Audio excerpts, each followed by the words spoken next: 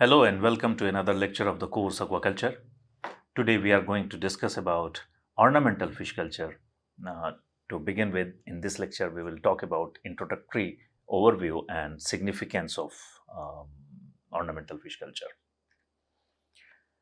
Ornamental fish culture, just in the first slide, I just wanted to show you that they are in fact beautiful and how they justify the name given to them, ornamental fish culture. So, ornamental fishes are kept in the aquaria or in the containers where we can see them clearly. And we keep them in our homes, offices, and many other places. So, we know we have already discussed about many aspects of aquaculture, how the aquaculture sector is growing, how it is contributing towards food production, towards employment generation, and other things, and many other factors which are describing the significance of aquaculture as a whole. But this ornamental sector or of the aquaculture industry uh, not is not discussed too much, or it has not received the kind of importance that it should receive. In fact, there are many people who think that aquaculture is only for the production of food organisms. No, it's not. If you are raising any aquatic organism for any purpose, be it for food production, be it for medicinal purpose, be it for ornamental purpose, whatever your purpose is, if you are raising an aquatic organism within the confined environment, it is aquaculture. So, it's of course it's important to produce food, but once people are getting enough food, then they need something else. Nowadays, because of um, deforestation and other things, we are living in concrete jungles these days, having no nearness to the nature. So we try to keep nature into our homes, to our apartments and other things. So you can carry the nature in the form of small aquarium, small glass bowls into your tiny office or bedroom or drawing room. So that kind of thing requires ornamental fishes. They are not for the purpose of food. So raising them is also one very important sector which is contributing to the economy of many developing nations significantly. Keeping the ornamental fish is the second most important hobby in the world after photography. Ornamental aquaculture is a big business. It has been stated that ornamental fish trade features over 1,000 freshwater fish species, with over 90% of them coming from aquaculture, coming through aquaculture. So, most freshwater fishes are farmed in Asia. Asia, in you know any sense, if you talk of aquaculture, if you talk of agriculture, Asia is contributing a lot, especially in aquaculture. Asian countries have their own dominance, and of course, China is the leading one. But there are many other countries, even Singapore, which is a very small country, that is contributing significantly to ornamental fish growth. Singapore, China, Indonesia, India, Japan, they are contributing a lot to the growth of ornamental fish culture. Africa and South America supply both farm raised and wild caught species. They are also contributing. 90% of the ornamental fish traded in India are freshwater fish, of which 98% of are cultivated and 2% are collected from wild. Whereas if you talk of marine ornamental fishes, which contributes only about 10%. 90% was contributed by freshwater, but marine ornamental fishes are contributing only 10%. But 98% of them are captured. Most of them are captured. Only 2% are cultured. So you can just see the potential.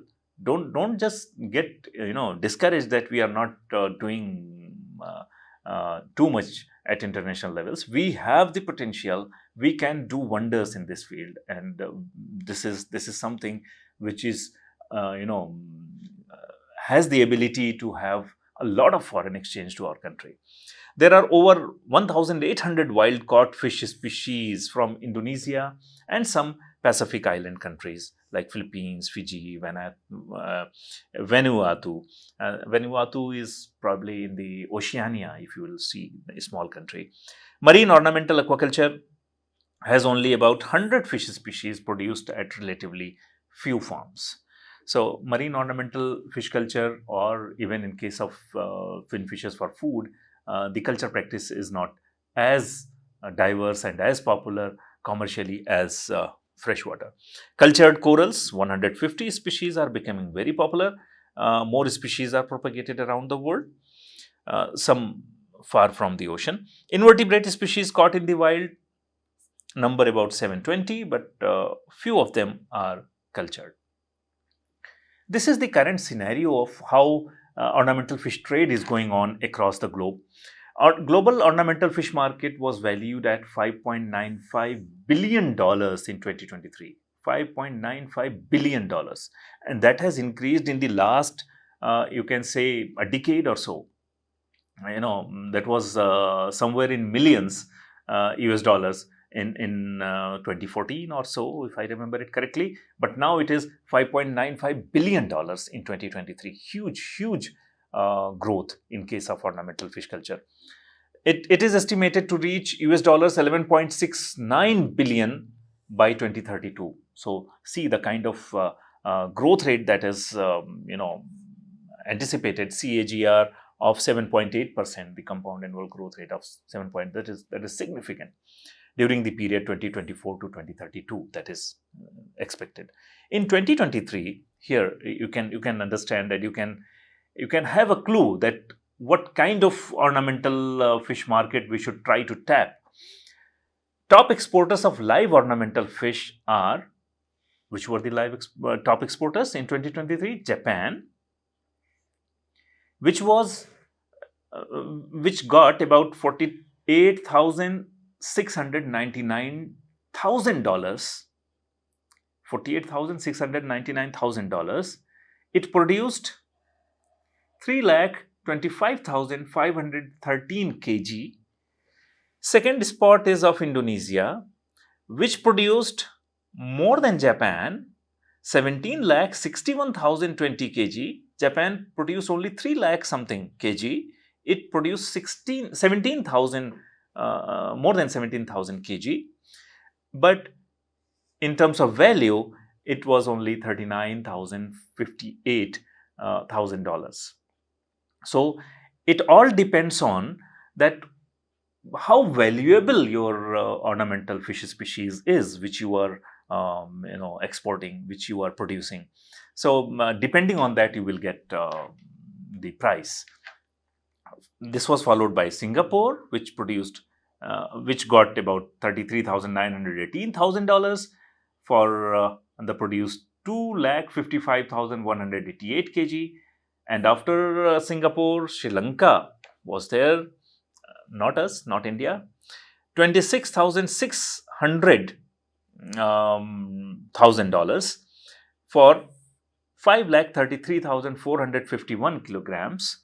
Netherlands, $22,739,000 for 15,54,460 kg. I think this may be rechecked, the production figures of Netherlands, but ultimately this is followed by Sri Lanka.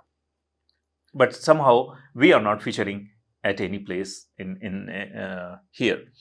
In 2023, top importers of live ornamental fish are, now who is going to import? Who is going to purchase these costly fishes? The person who is having good quality food already. If that person is having enough money, if that country is rich, they are going to import more.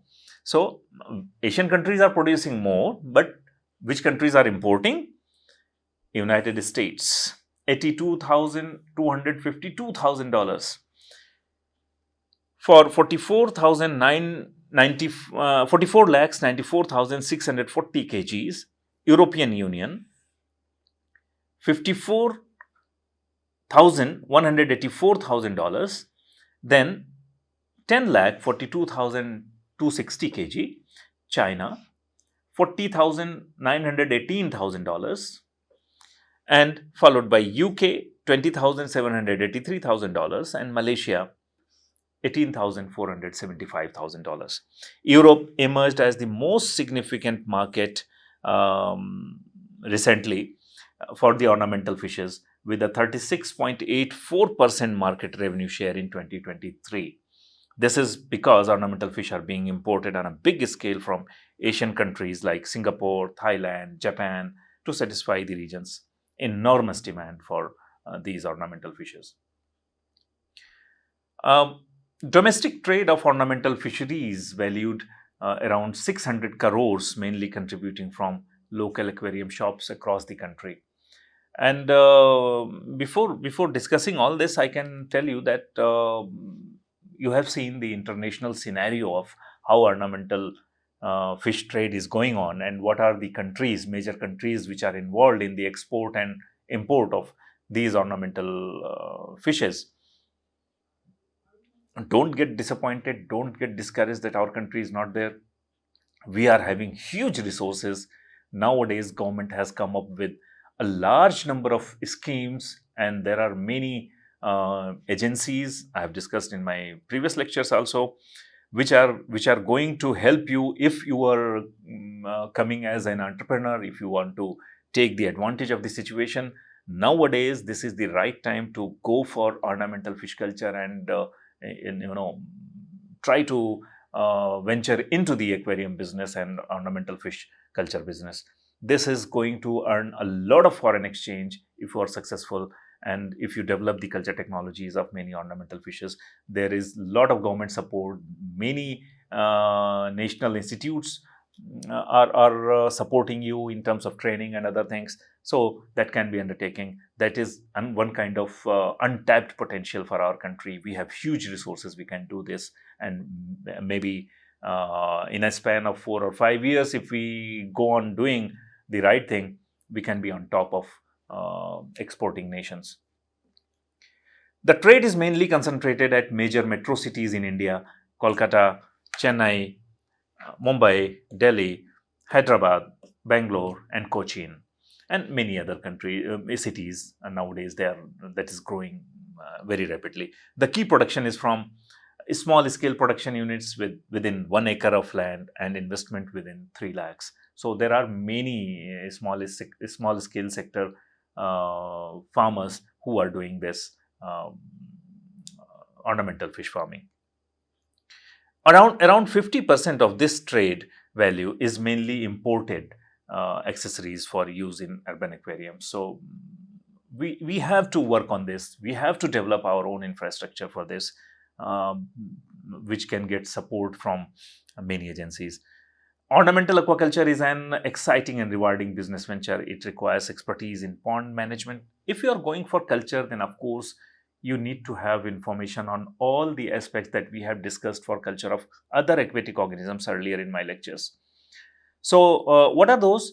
You will have to know about the pond management, the kind of pond you are going to use, which type of pond you are going to use, in which area you are going to start the culture practice. Then, which candidate species you are selecting for culture. Culture means you will have to take care right from seed production to harvesting.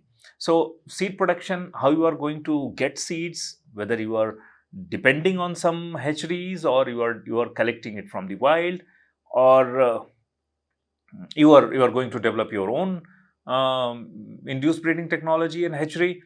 So the candidate species that you are selecting, its biology, especially the feeding, the growth, the kind of morphological features it exhibits, what are different traits which may be useful, or its unique features in terms of its ornamental value.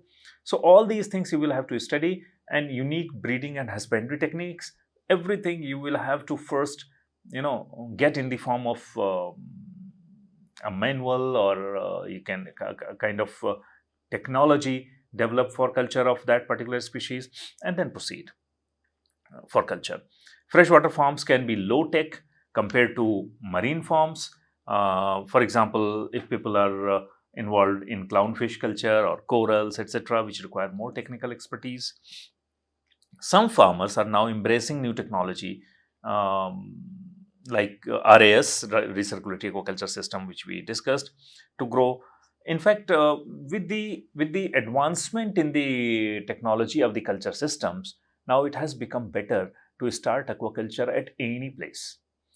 Even if you are not needed to dig out ponds, you just simply get tanks and start your business if you are having enough land area, and the water source, good water quality um source you are having, and you are having the knowledge of the biology and seed supply.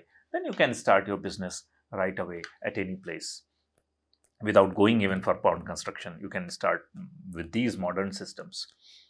About 2,500 species are involved in the global ornamental fish trade, out of which over 60% are from freshwater, largely depend on captive bred fishes. What does this indicate? That we are not having the hatchery technologies for majority of these fishes. Again, that is huge area which can be tapped.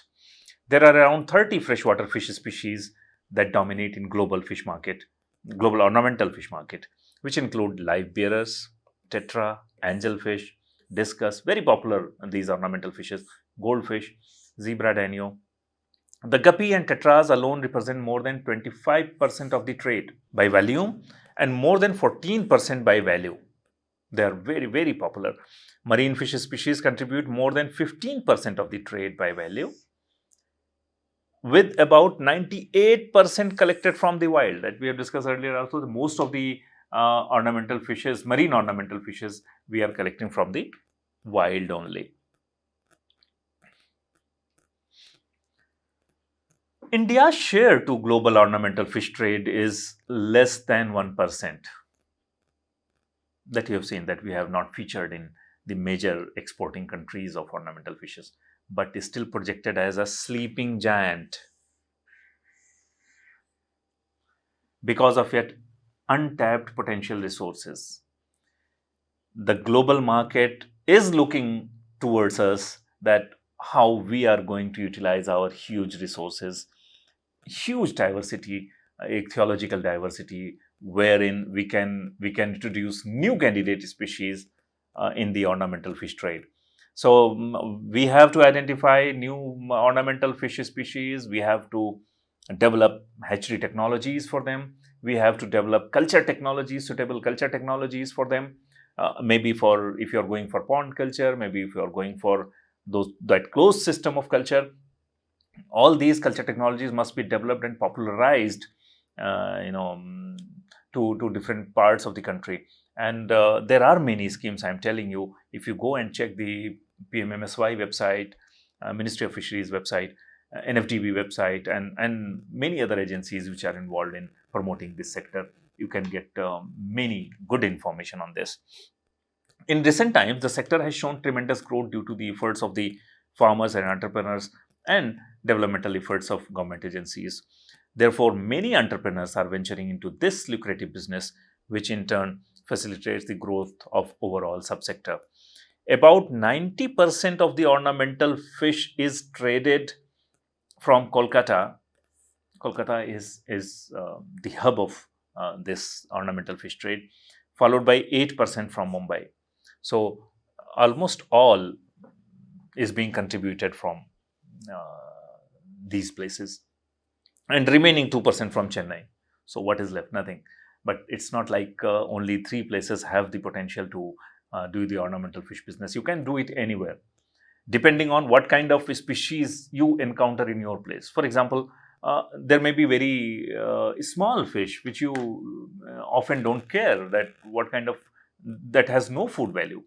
But if it is looking, somewhat unique in terms of color, in terms of any other feature, you can use that as one of the ornamental fishes. So, Central Institute of Freshwater Aquaculture, I told you that there are many national institutes of India. which are contributing towards ornamental fish farming and popularizing it and providing scientific information and knowledge and know-how and training to these stakeholders. In earlier days, India's ornamental fish trade was based on only wild-caught species, but due to the recent research and development activities of institutions and private entrepreneurs, more than 100 varieties of colorful fishes are indigenously available, along with similar number of exotic varieties. SIFA, we all know about SIFA, we have discussed, so I do not need to tell you details of this. That has standardized the breeding and culture technology for a range of exotic and indigenous ornamental fishes. It's not only that Central Institute of Freshwater Aquaculture is contributing. You check it out. There are many institutes and institutions who are doing great job, and many private entrepreneurs also, they are also contributing towards the growth of this sector. SIFA has so far perfected culture of major exotic ornamental species such as live bearers as a group. If we are talking, live bearers include guppies, mollies, platy, swordtail, etc., and egg-laying fishes.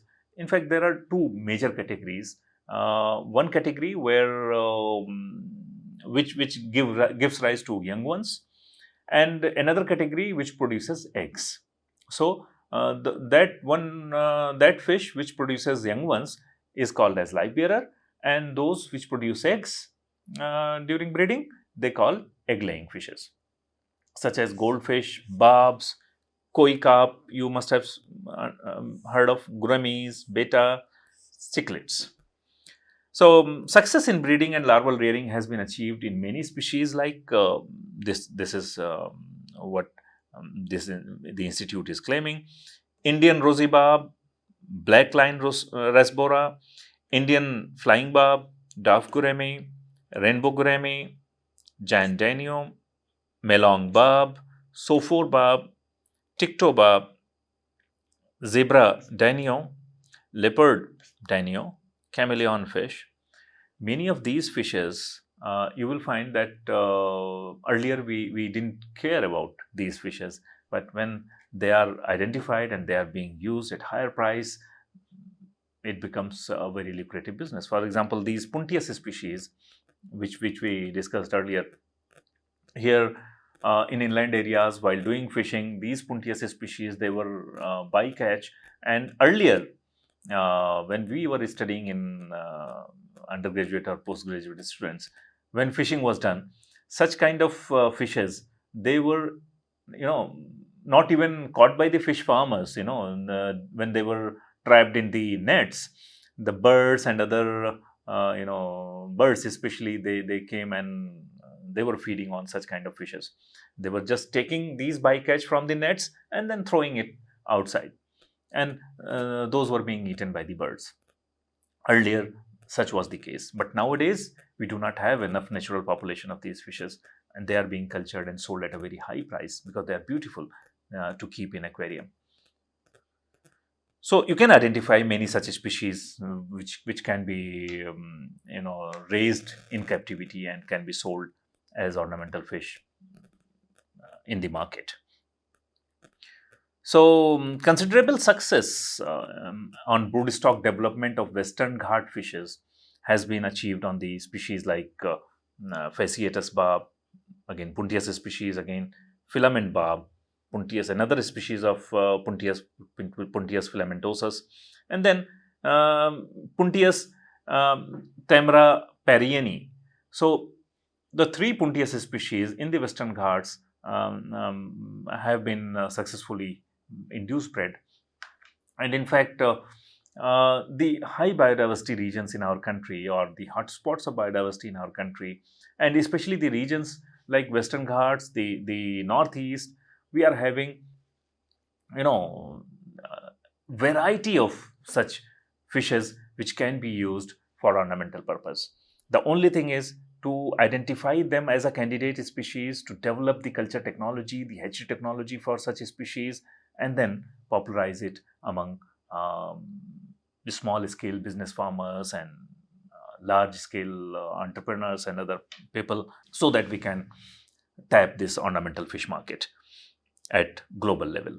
A new variety of rosy barb named shining barb was developed through genetic improvement. There are a lot of genetic manipulations going on, and if we succeed in these areas, if you start doing this, that is not very tough, then we can develop new varieties of such kind of ornamental fishes, and they fetch very good price. Establishing an ornamental fish farm, an ideal ornamental fish breeding unit should possess certain minimum facilities and equipments. For a small size breeding unit, a minimum space of 1000 square feet area is recommended, with a facility of few cement cisterns with shade by net covering. These are in fact the common minimum requirement for any fish species for which you are going to do that. The same thing will be required here: cement cisterns, potable water source. Of course, you are going to do it for, especially for the freshwater fishes. Few glass aquaria, you are going to do it for aquarium fishes. Brood fish, of course, good quality, healthy brood fish. You must also be aware of the genetic strain of that brood fish. A small feed pelletizer that will be needed to provide nutritionally balanced feed to the fish. Feed ingredients, and feed ingredients should be chosen with great care because you are raising ornamental fish. So if you need to have certain kind of pigments to be incorporated, you need to select feed ingredients very carefully, and these brood fish should be kept separately from the other fish stock. Live food, live food, you will have to grow monoculture of live food, the preferred live food by the ornamental fishes. You can have monoculture of those live food within the vicinity of your ornamental fish farm. Then medicines if needed. What kind of medicines you wish to provide? We discussed many of the medicines earlier also, so any of them can be used if needed, but unnecessary use of medicine should be avoided. Then aerators, and if aerators are portable, because you may need them as and when there is a requirement. So aerators in fact should be there. It depends on you that how much you can afford. You need portable, or you can have aerators at every place, or air blower you can also have. Biofilter, that is very necessary in order to get good quality water, and it's always advisable to go for filtration technique when you are going to start any kind of farming practice, especially ornamental fish farming. Then that will have less of adverse environmental impact. Fish catching nets, fish packing polythene bags, and oxygen cylinders or other things which are required. For large scale farming, by one can ideally select a site of 1 to 5 acres of land. That depends on your requirement, on the region, on the type of culture practice, on the type of fish which you are going to use. So depending on the biology and of that candidate species, and depending on how much of the resources you can use, what is the flexibility of utilization of the resources, all these factors can be considered, and only then you can have your own decision on diversification of your culture practice. For starting ornamental fish farming, farmers should keep in mind following things. It is recommended that a beginner should start with a live bearer. It's always advisable that if you are going to start culture of ornamental fish, try not to directly use egg layers, or those which are laying eggs, and you will have to take care of the external fertilization and hatching and larval rearing. Here, go for the live bearers, where they will produce the young ones. Now you have only to take care of the young ones which have been produced. You have to nurse them properly. A few earthen ponds of various sizes are required for mass production of plankton, as well as mass culture of other ornamental fishes such as koi carp, gouramis, barb, etc. Agricultural byproducts such as oil cakes, rice bran, rice polish, soybean meal, fish meal, or prawn head meal are necessary for preparation of pellets or granular feed conveniently. So whatever is required for the culture, if you are going to use live food, you will have to use for certain stages. Have production facility for that also. and the kind of supplementary feed, or if you are raising it in the tanks, going for intensive culture, then if you can arrange farm feed preparation, that will be very economical to you, and you can control the quality of the also, if you have the proper quality control mechanism. Pathogen free brood stock from a reliable source should be obtained for better production. That you will have to take care that the brooder is healthy and mature, and having the original germplasm that you desire to breed. Water availability through natural sources or borewell, whatever is availability or source, you can go for that. Selection of the quality brooder is the most important aspect for the success of the unit, that we all know. We have discussed it a lot for other fish species. Same applies here, that brooders will be considered as the basis for starting the good quality culture practice, the good quality young ones or seed that you will be getting. Some species reproduce in soft acidic water, while a few others prefer hard alkaline water to breed. You will have to go for the entire biology and the requirement of that species for different aspects of its life, and you will have to provide the environment or simulate the conditions in the captivity.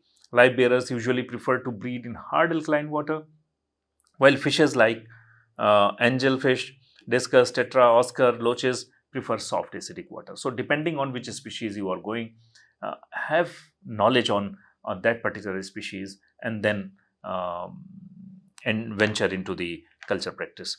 Egg bearers like goldfish, danio, catfish, rosy barb, and fighterfish can tolerate a wide range of water quality, of course. Biofilter is essential for proper water quality management in the production unit. To increase breeding viability, avoid breeding the same fish for more than 2 years. That we have talked earlier for the other food fishes also, that we should avoid selecting brooders from the same farm again and again and again. This will decrease the genetic variability, and that is going to harm the overall growth and vulnerability to disease of the fishes that you are going to stock. Entrepreneurship development opportunities. Scientists extend their technical help to the building entrepreneurs in formulating the business projects and proposals. I have given you the information at length during my lectures on what are different opportunities, what are different agencies which can provide you inputs, suitable, scientific, appropriate inputs on various aspects of aquaculture. To boost up the ornamental sector, government agencies has a range of supportive schemes.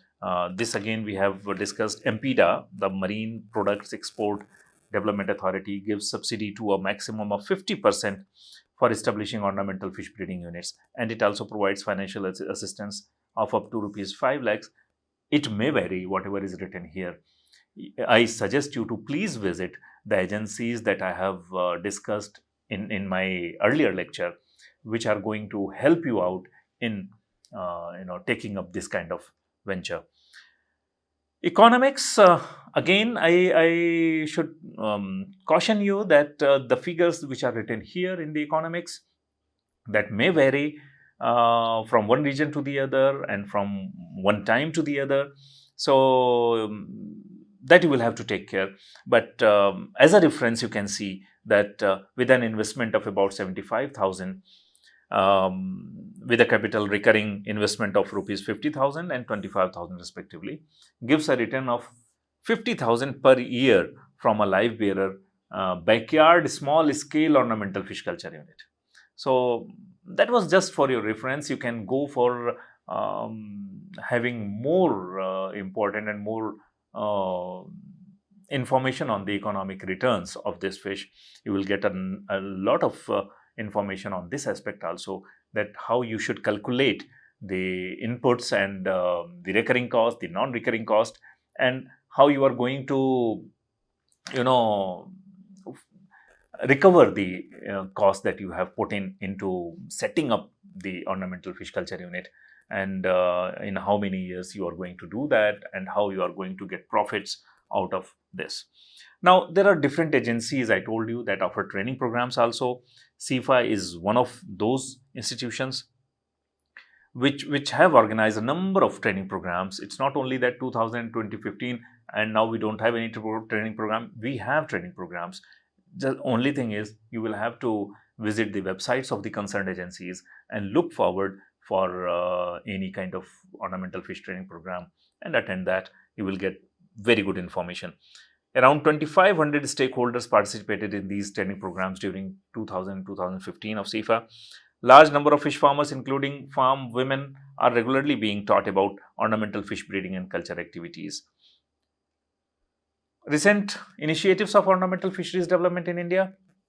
NFDB, that I was talking about, National Fisheries Development Board, is offering financial support and resources for ornamental fisheries, including backyard rearing units, medium scale rearing units, and aquaculture fabrication units. All kind of information that you need, you can get it. CMFRI, the Central Marine Fisheries Institute at Cochin, is working on green certification for marine ornamental fish, standardizing seed production techniques, and providing skill development programs for ornamental fish farming. So you can contact any of these agencies. Then MPDA, Marine Product Export Development Authority, is organizing domestic fairs to highlight the potential of fisheries, aquaculture, and ornamental fish sectors, along with conducting skill development programs. A new scheme has been introduced to incentivize the export of ornamental fishes. Concept of ornamental fish village. Ornamental fish village model revolves around production of ornamental fishes in 80% of the households in a hamlet or village. That's why they call it as ornamental fish village. This will form a large number of backyard units producing quantity equal to one large scale unit. The prototype was tested by CIFA, Central Institute of Freshwater Aquaculture, Bhubaneswar, and under NAIP program, the National Agricultural Innovation Program, and that was quite successful. Such models will improve the market and ensure livelihood in rural areas. Of course, the villages will have facilities for providing accessories, electricity. In fact, if such kind of activities are being done in the marginalized and remote areas, rural areas, they will benefit not only by producing more fish, but otherwise also getting facilities which will improve their livelihood. Basically, women self-help groups can coordinate with such activities in villages, and they are doing that. This will help in strengthening women empowerment, that is doing great work in rural areas, and also earn additional income in every household. Ornamental fish villages can be also developed in cluster model by identifying suitable sites and involving local community in fish culture. The cluster can be developed as a public-private partnership, PPP, leased to the interested entrepreneurs by local governing body. So, in a number of ways, you can do that. This method of model can be seen in Chennai Aqua Rainbow Park, where number of small ornamental units are developed and maintained by different fish breeders. Such enterprises will cater not only for domestic trade but also for the export market. So that's how people are doing that. Then we have backyard ornamental unit in rural areas. The major hitch among small scale farmers is the availability of land for farming. A minimum space of 400 to 600 square feet is needed to start the ornamental fish culture in the backyard. So not too much. A small rectangular or circular tanks can be used. Tanks made of any material, ferrocement or any other material you can use. Such models are successful in Kerala and West Bengal, where women in their backyard venture in ornamental fish farming. Even polylining sheets can be used. So any kind of system you can use. During the initial days, farmers can take up production of live bearers, as its breeding and rearing is relatively easier. Among live bearers, guppies has been very popularly used, this Poecilia reticulata. Simplest to start with, as it tolerates greater variation in water quality and accepts all type of foods. So it's always better to start your venture by such kind of species. There are many guppy varieties available in market, like round tail, spear tail, fan tail, whale tail, pin tail, cobra guppies, Singapore guppies, etc. that you can use. Another popular live bearer is molly of various types, such as sailfin molly, black molly, moon tail, round tail, chocolate molly, white molly, orange molly, balloon molly, etc. that you can use. Another magnificent group of live bearers is swordtail, with varieties like red swordtail, green swordtail, sunset swordtail, tuxedo tail, double swordtail, etc. Yet another common fish is platy, with varieties like round tail, whale tail, fringe tail, lyre tail, pintail, etc. Production of fish food, broodstock diet, and larval diet needs special attention that we all have discussed already. The broodfish needs live food like tubifex worms, and larvae needs Infusaria artemia. There are many varieties that you can use. This necessitates a unit of for continuous production of live food also, as we have discussed earlier. Generally, breeding is easy, but larval rearing needs special care, and for this, live food have given very good result. Good quality feed with 30 to 35% protein with the carotenoid pigmentation you will have to take care of, has to be procured and to be fed twice daily at 3 to 5% body weight, or whatever body weight is suitable for your candidate species. That is not common for all. Water and what life stage you are rearing. Water exchange to be done at the rate of 10 to 20% weekly. That is minimum, and depending on the condition, how you are managing the water quality, you can have your own method. After breeding, the young ones need to be separated. That we all know. The estimated returns of 2,500 to 5,000 per month can be obtained by having a backyard ornamental fish culture unit. But again, here also I should say that it depends on which species you are selecting and what is the method of your culture and how you are going to do the overall practice. Contribution of in Blue Revolution and PMMSY. Ornamental fish culture will be boon to farmers, that we have discussed at length how significant that is. And there are many sectors in India, NFDB, MPDA, that are providing support to the ornamental fish farmers. And if you go to PMMSY, Pradhan Mantri Matsya Sampada Yojana, Blue Revolution scheme, then through these schemes, the government is offering many kind of awareness, training programs, incentives that you can utilize. Targeted investment of 576 crores to generate 7 lakh employment for upgrading ornamental culture sector is presently under PMMSY. 576 crores is not a small amount. Also, additional investment of rupees 500 crores under World Bank scheme is proposed for catering this sector. This will surely help financial needs of the sector to lift up the farming. So, utilizing these schemes, we can do wonders in ornamental fish culture. We have talked about significance and other things, but here we can sum up quickly. Supporting the income of farmers and creating livelihood opportunities, particularly in rural areas. In the previous slides, you have seen that how people are doing it and how we can still improve it further. Offering self-employment and entrepreneurship prospects for both rural and urban youth. In fact, if you remember in the previous slides, I showed you that how it can be started even in the backyard, in the smaller areas. You don't have any pond, you can go for tanks and other things. You can utilize modern systems like RAS or Biofloc. There are a lot of opportunities where you can do it on individual basis also, on a very small scale also. Encouraging private sector investment, boosting ornamental fish exports, and positioning India as a global leader. That is possible, and in a very near future, it is possible if the people involved in the aquaculture and fisheries sector, all the stakeholders, they come on a common platform and start doing contributing towards ornamental fish culture.